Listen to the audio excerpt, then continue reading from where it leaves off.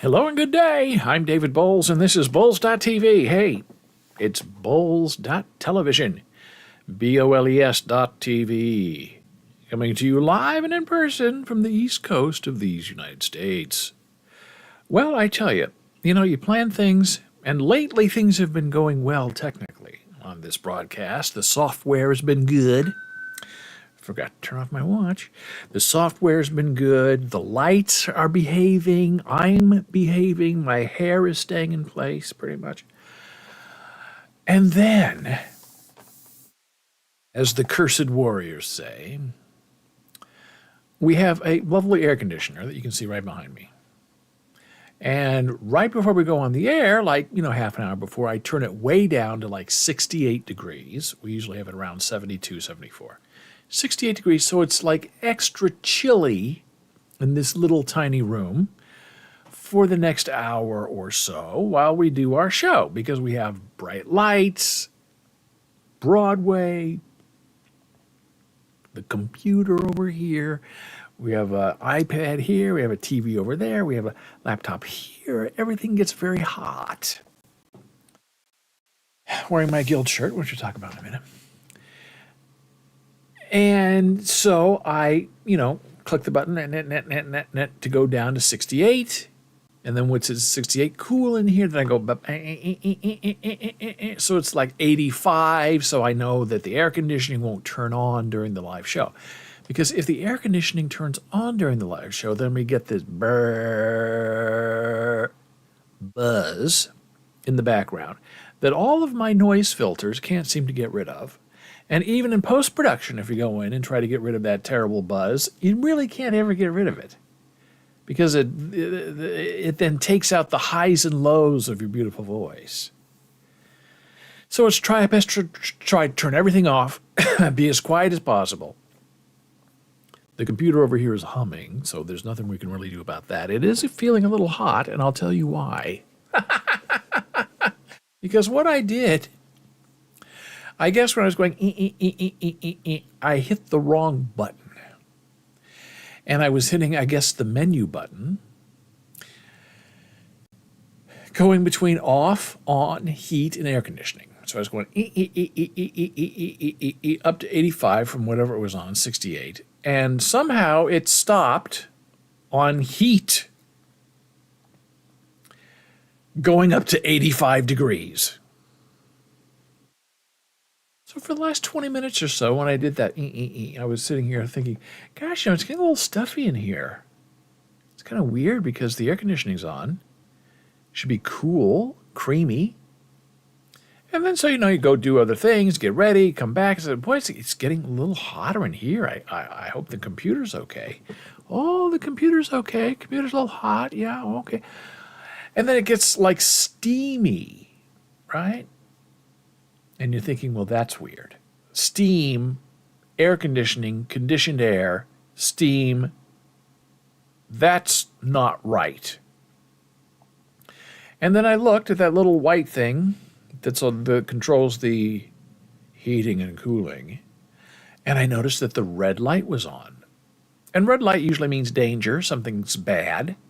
And today, that's exactly what it meant.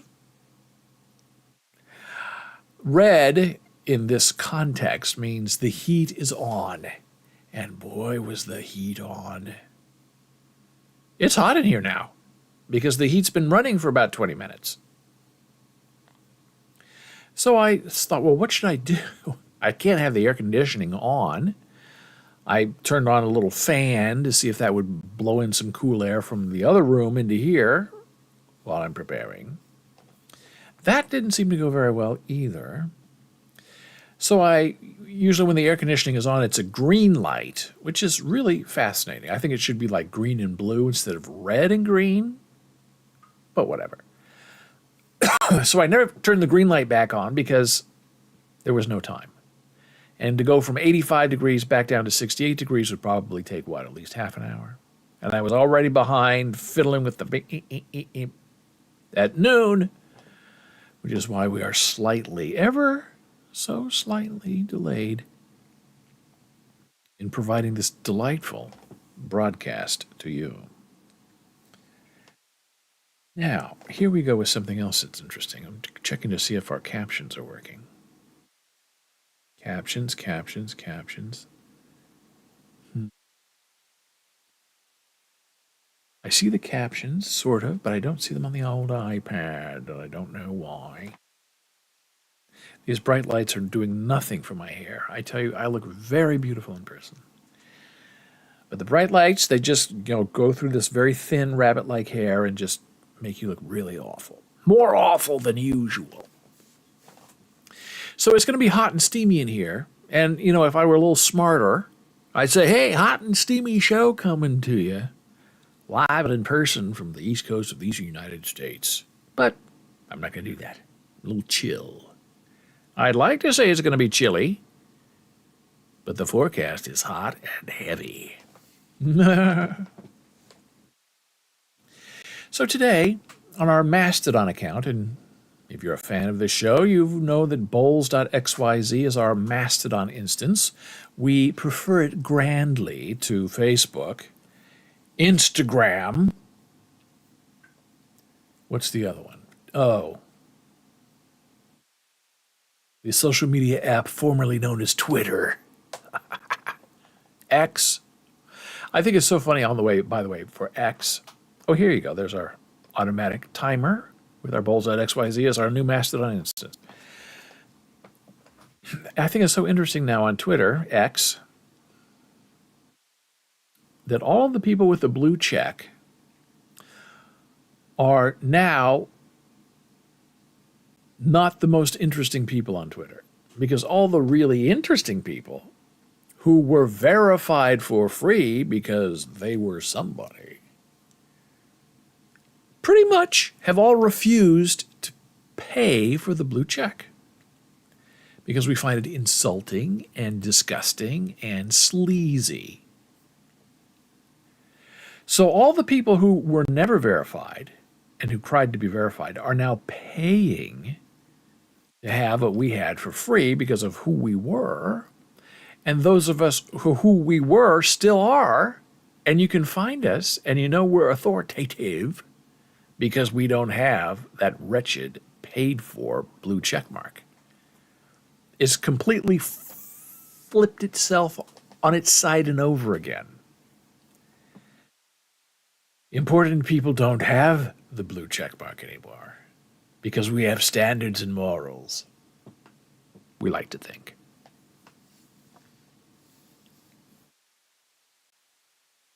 So on my Mastodon instance this morning, every once in a while, it used to be like every day, and then it was like every couple of days, then every week, and now it's like every couple of weeks, I'll get some rando commenting on my AI art bot stuff that I share, who takes me to task for being a big phony. Who do you think you are? You're not creating real art. You're creating imitative art. All this ridiculous, awful, stupid stuff that I've heard 1,000 times. And they think they're being so fresh and new because they're confronting me and insulting me and taking me to task. And I find it all very boring and dismaying. So what I do is I just block them so I don't ever have to deal with them again. Now, I don't know if that means their comments are still on my post. I believe they are. And then it kind of, other people chime in and comment. But it's so interesting that anything AI, people are really kind of split into two camps. People who just don't, well, maybe three camps. People just don't care, which I don't really count, because if they don't care, they're not using it, then how do they know to even have an opinion on it? Then you have the other two camps are people who just love everything AI. And then you have the other people who just hate everything AI because they're threatened by it. And that, to me, is the main reason why many people who do not claim to like AI, or to call it false and phony and stupid and dumb, are the very people who are fearful of it. They're fearful they're going to be replaced by machines. And here's what's interesting about that. There's a big writers' union strike that's now in day 100. And one of the concerns is these writers being replaced by AI bots to write the scripts. And I don't know how you're going to negotiate that because it's going to inevitably happen. Maybe not now, maybe not the next year or two, but in 5 years, these AI bots are going to be ready. Right now, they can write a Broadway song that rhymes beautifully. They can write a Shakespearean sonnet, new, fresh, beautiful, fantastic. Why can't they write a lowbrow, stupid sitcom that runs on Friday nights? They can because it's formulaic. Oh, they're not funny. AI bots don't have a sense of humor. Well, have you seen these shows on broadcast television? They're not funny either. They're really dumb and boring. So if art is imitative, if AI is imitative, it's going to write dumb, stupid jokes because that's the expectation from both the audience and the producers. So it's going to be a very difficult task to try to negotiate the advancement of technology. Oh, we can't have IMAX because that will hurt the 16 millimeter people. Oh, we can't have Supercolor. We can't have surround sound. We can't have Dolby because it replaces what came before. Well, no. Sometimes people get replaced. Automation has been replacing people for 100 years. So why is the entertainment industry any different? And it will eventually all be AI and fake. Directors, actors, it's all going to be replaced and replaceable. It's just a fact. I don't know how you negotiate against that. I really don't. And I'm 100% union. I'm 100% on the side of the writers and the actors. And I just don't know how you can tell someone not to allow the advancement of technology. And I know that a lot of people who are in positions of power do not want to lose their positions of power, so they don't want to get involved with givebacks or any kind of negotiation to lose their power and their influence. So it's going to be an interesting time because there are people who want to come up and take those positions of power, but they can't get there because they can't get the right experience because AI is coming for them. Now, what's so interesting about AI is really there's also not just going around to AI artists and accusing them of blasphemy, but there are, people who test ChatGPT, an AI text bot, and how incompetent it is. And I've discussed this many times, saying, really, hey, the reason that ChatGPT is not so all-knowing is because it's in the process of being trained. It's in its infancy stage now. So you're going to go out there and say an infant is wrong? I mean, give it 5 years, and you're going to be shocked and amazed by what AI can and will do. And the mistake that people make is thinking that the Chat GPT is where it is, right? That's it. You interact with ChatGPT, and that is how these learning systems, databases, are programmed to give you information. But that's only the public-facing AI. There's AI that the developers are using that is much more dangerous and advanced than anything we are exposed to or have an opportunity to interact with. The same is said of the government. The government has a completely different, much more advanced AI interaction than we as consumers do. There's business AI, there's government AI, and then there's mainstream Friday night television AI that we're currently using. So to judge AI on what we can use as regular people is a bit disingenuous because all it does is play into the hands of those who have the power of the AI. Oh, AI is no good. Oh, we can't use it. It's ridiculous. Oh, okay. Well, we won't use it then. Meanwhile, our overlords in the AI biz are laughing at us, saying, you're using an infant model and we're using the teenage model. And, wait a few years and we're going to be using the grandfather model that's going to outstrip everything we already know and can do. But you just, wallow in your infancy state and, complain and accuse people and make problems. And we'll just go on our way and, do things that we know will work in the advancement of our favor. So here's an example of what we're seeing. Big article published on like Monday. ChatGPT's odds of getting code questions correct are worse than a coin flip. Now, right there from the register, you know that this is a hatchet job on AI.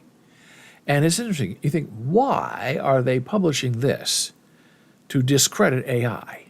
Yeah, maybe it's to keep the real AI people hidden a little longer so the threat is reduced and people aren't alarmed because they just say, oh, AI is no good. Oh, yeah, AI gets everything wrong. Meanwhile, the people who are running the AI are snickering, laughing behind your back because that's exactly what they want you to think. So they can hide the threat that's to come. So we'll continue with this article. ChatGPT, OpenAI's fabulating chatbot, produces the wrong answers to software programming questions more than half the time, according to a study from Purdue University. Well, right there, that's the story.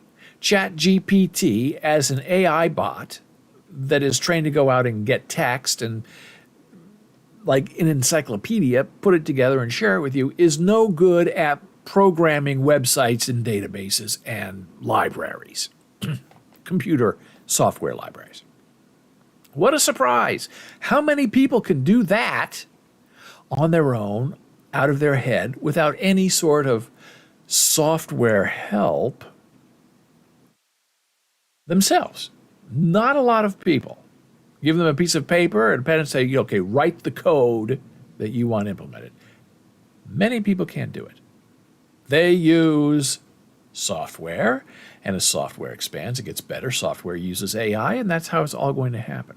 So to go out there and test ChatGPT to see if it can do what humans can't do, but then humans are going to correct it and say that it's wrong, is really a fascinating disconnect for me. Our analysis shows that 52% of ChatGPT users are incorrect, and 77% are verbose, the team's paper concluded. So 52% of ChatGPT answers are wrong in coding,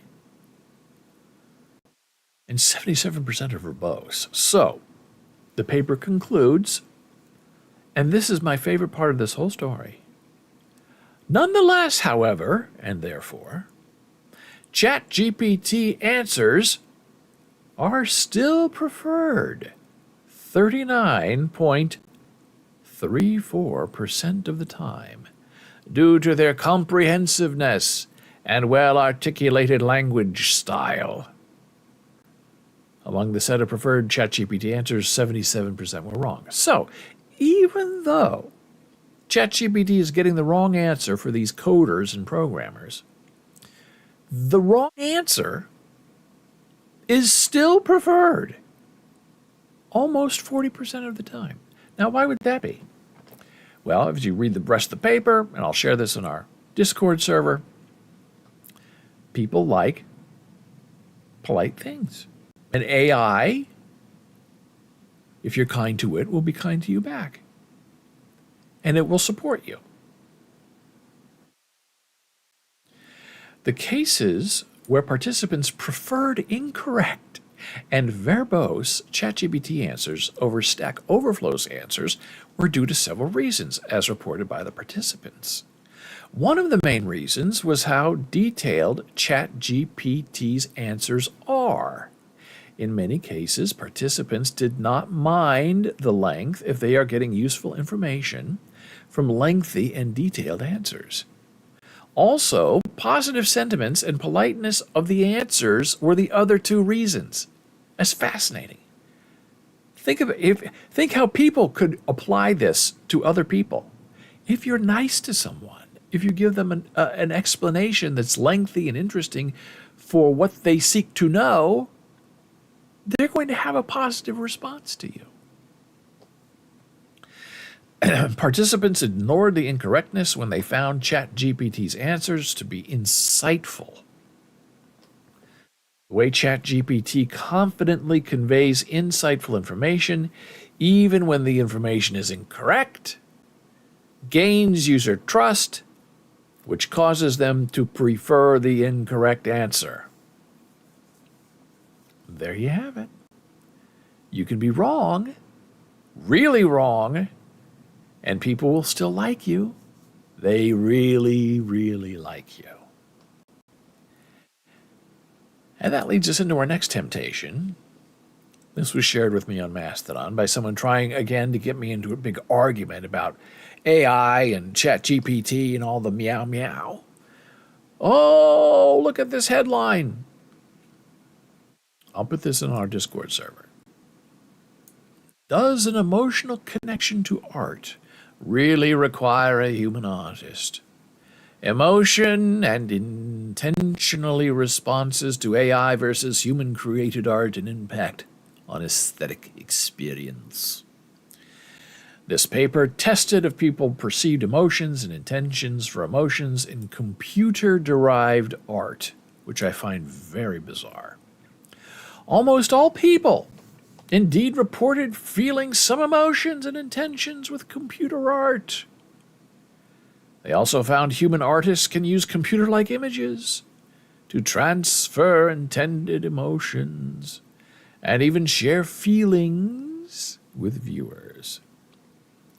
However, ascribed emotions, emotion sharing as well as prime, again had no connection to the ascribed provenance.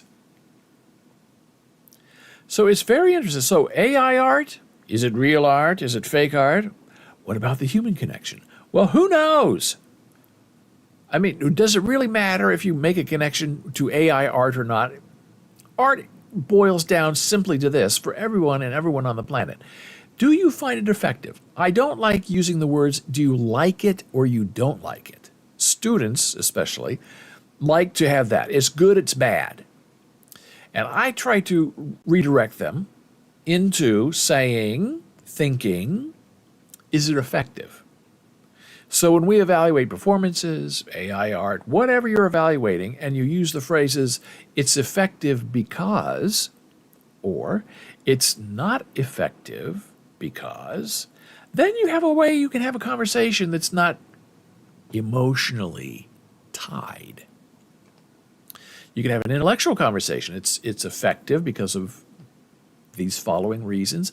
It's not effective. All of this is personal for me because of these following reasons. And then you have a conversation and a dialogue, but it's not just about a flat value judgment. Is it good or bad? Do I like it or I don't like it?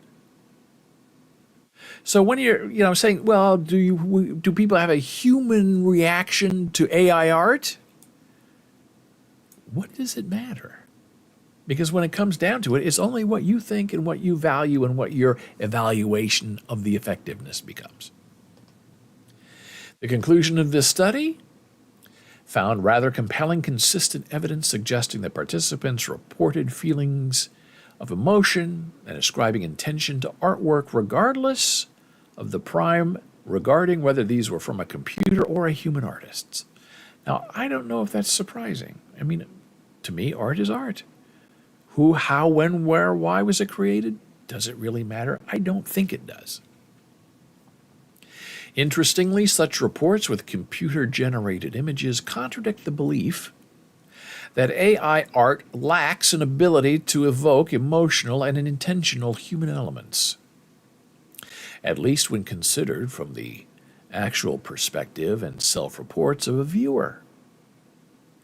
However, at the same time, the study did find that the evaluation and specific nature of emotional experiences of viewers were influenced by the provenance, with human-made art evoking stronger responses and with participants exhibiting the ability to often recognize emotions intended by the human artists. All in all, this provides, we hope, one more much-needed data point, an articulation of the complex interplay that appears to be manifest in our human engagements with art, whether by humans or increasingly by AI, and they put artists in quote, which is not very nice, and calls for much more work on the social, cultural, and psychological implications in the evolving relationship between humans and technology. Are we surprised? Not really. Now we're going to take a very brief break, and then we're going to come right back, and we're going to have an interesting conversation about NFTs and what the hey happened. Returning in a moment.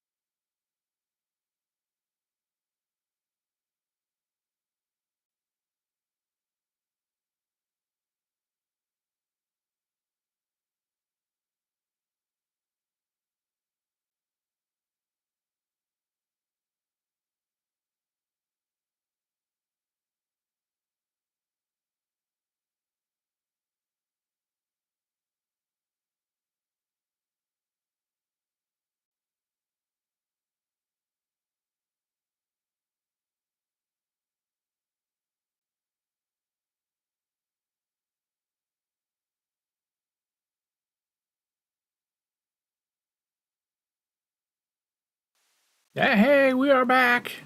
You're on Boles.tv, BOLES.television. Coming to you live from the East Coast of these United States. So we were talking about AI and getting along, and we're going to talk about NFTs in just a moment. But here's another interesting article about AI and fear and how it's used and how it's not being used.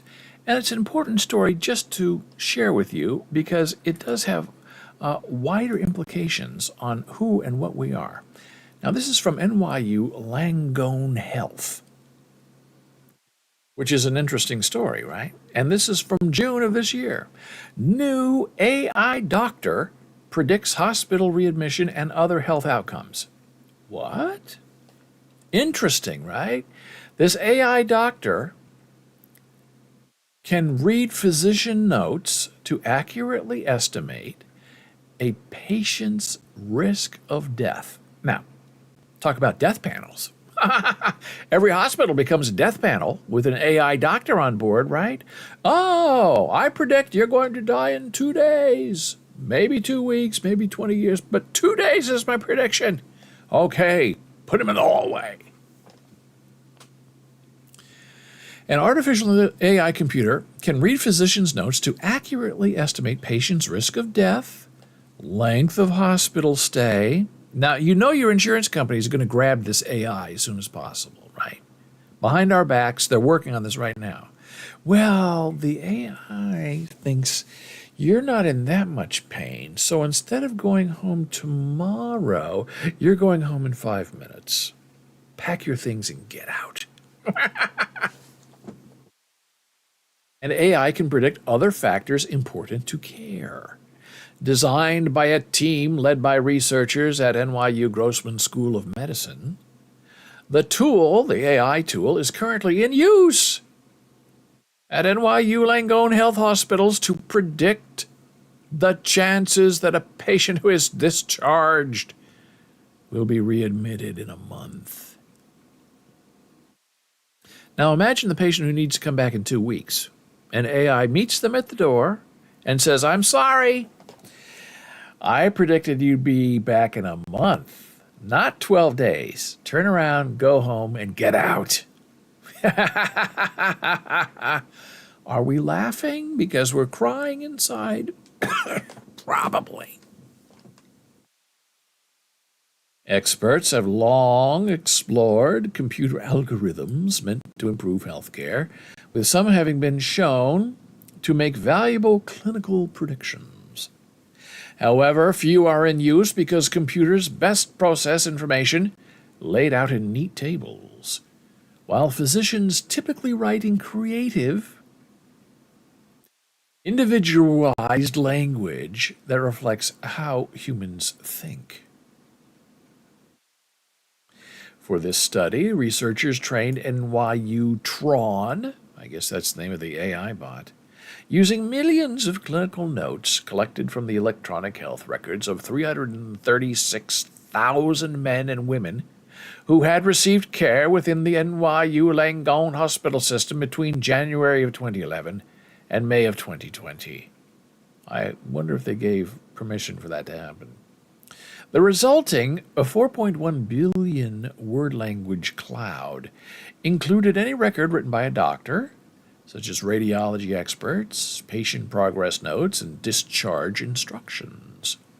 Notably, language was not standardized among physicians, and the program could even interpret abbreviations unique to a particular writer.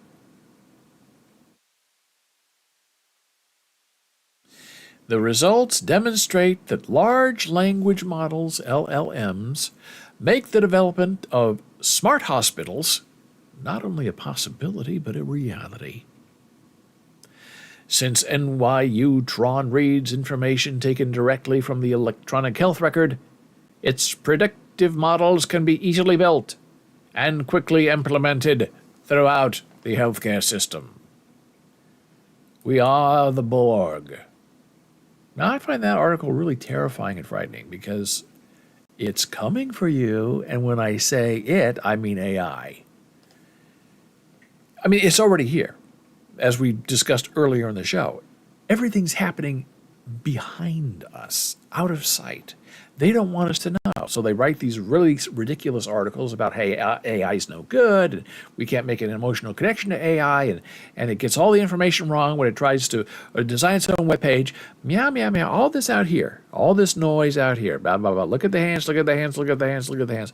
Well, meanwhile, in the back, all these hospitals are programming their AI bots to decide how to save the last penny. You've been here too long. The AI bot says you're fine. Now get out. And I laugh, I chortle.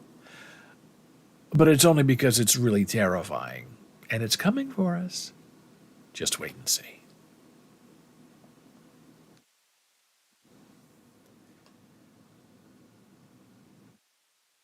Now we're going to discuss, let's say, 3 reasons.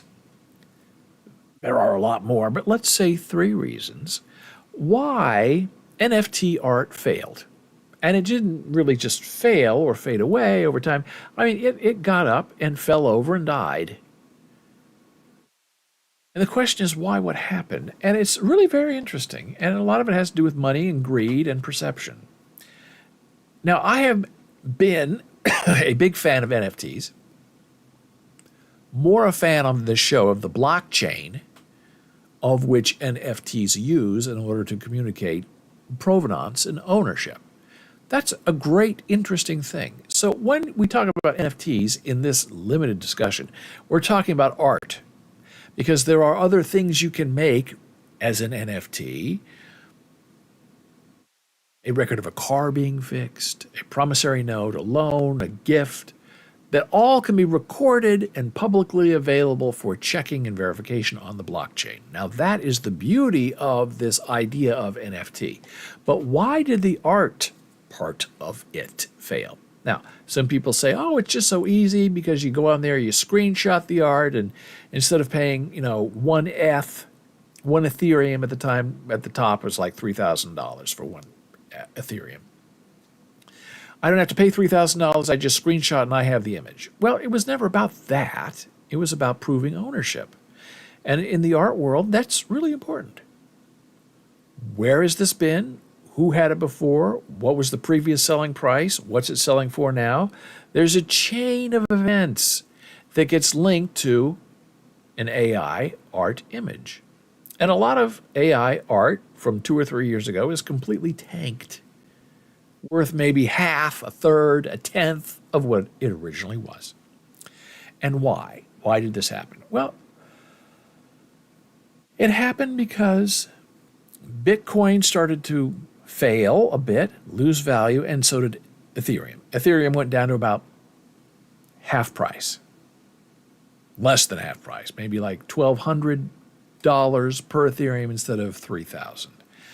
So you had people who were getting into this late and early. The early people were paying $3,000 for, let's say, an NFT at 1F.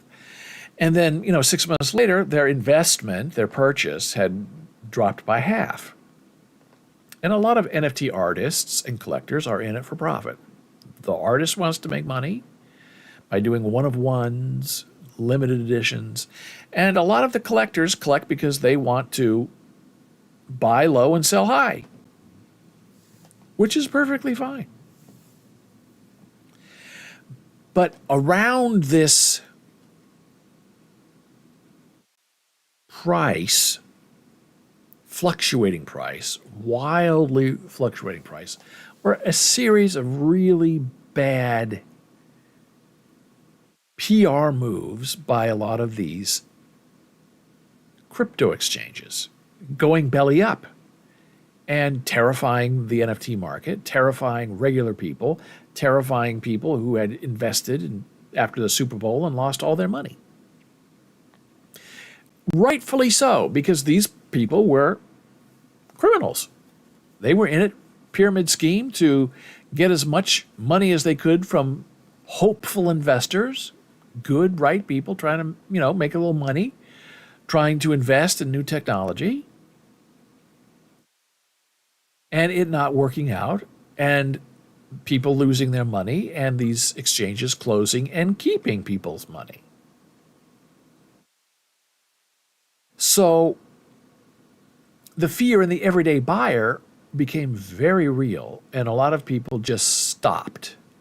And people who had NFT art were selling to get rid of it because now the government was coming in, and the government said, well, we have to regulate you on your taxes. You have to report any Bitcoin, Ethereum, any NFT transaction to us so we can see your profit loss and tax you responsibly. Now, all the previous years before that, you didn't have to do that. But last year was really the year that it was completely required. And there are companies that will track that for you. You give them your wallet address, and they figure out how much you owe, what your transactions were. And the good ones, you can then download that information, upload it to the IRS, upload it to your tax software, and it can be included and embedded in your return. But a lot of people don't know about it, and a lot of people have no idea what it means to do a report like that because they're new to crypto, they're new to collecting, they don't know how to do it.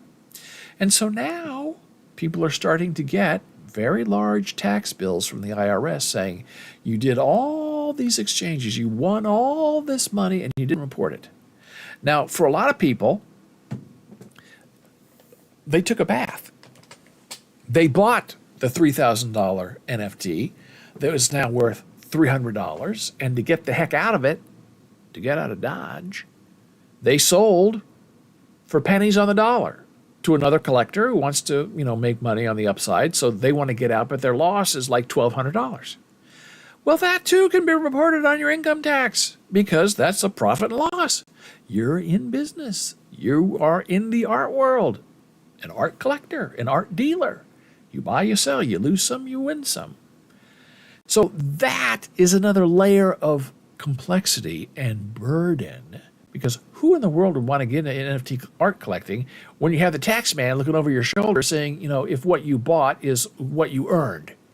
And have you lost any value? And can you prove it? And why does this blockchain report this and that blockchain reports this? And a lot of collectors have 2 or 3 or 4 different kinds of wallets. They have cold storage wallets. They have hot wallets. They have wallets that are over here for their family and friends, and wallets that they use.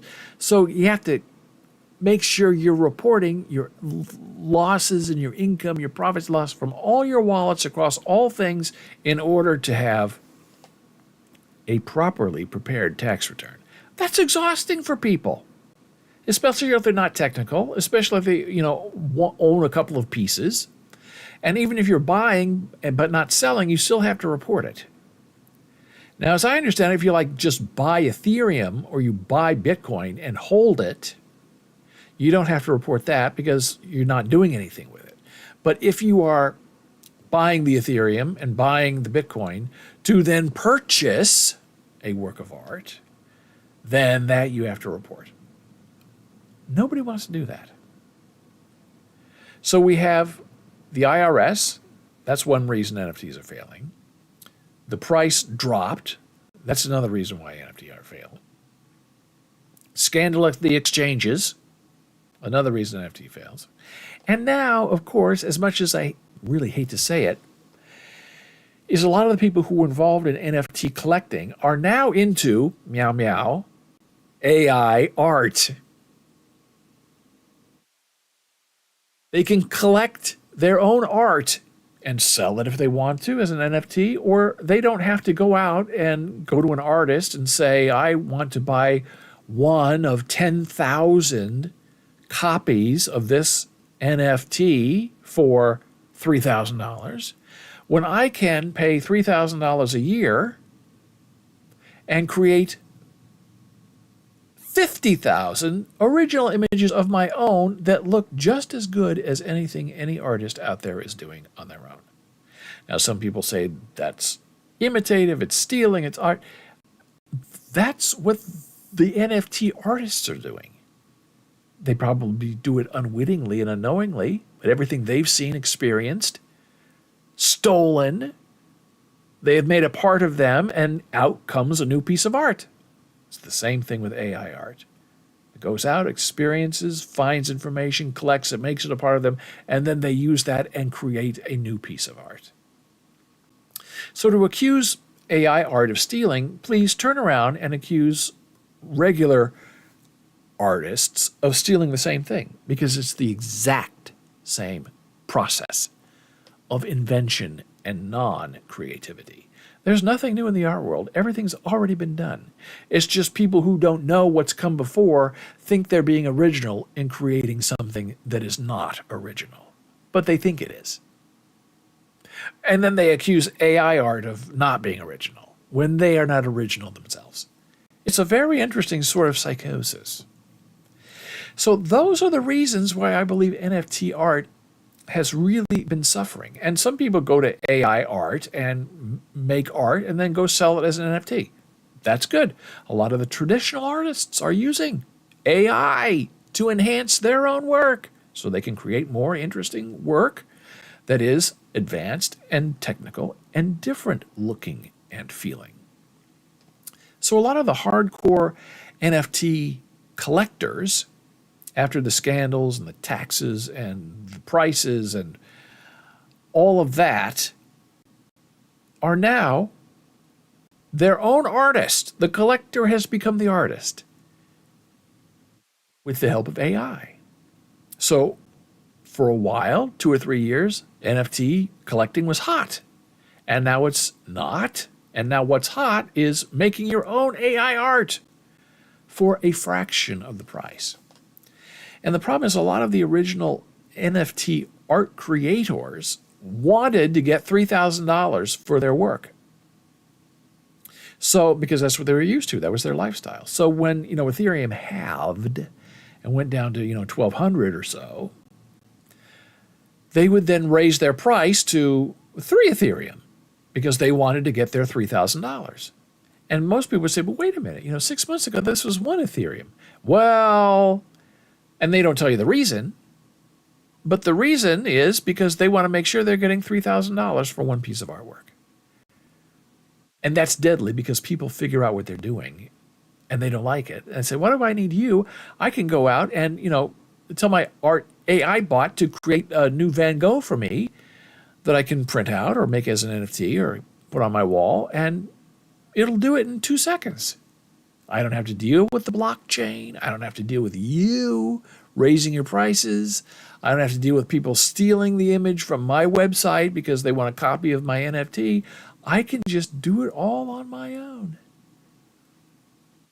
So that's the evolution of NFT art, is now AI original art. And what comes next? Who knows? I don't think it's going to be virtual art in a virtual world. I think the AI part of it is sort of here to stay for a while. But we'll see. Only time will tell. And that is my take on why NFT art has failed in this world. Well, hey, we had a great show. Thank you so much for being here. I enjoyed our time together. I'll see you again in a day or two. Meanwhile, take care, be well. Find me if you need me. Bye.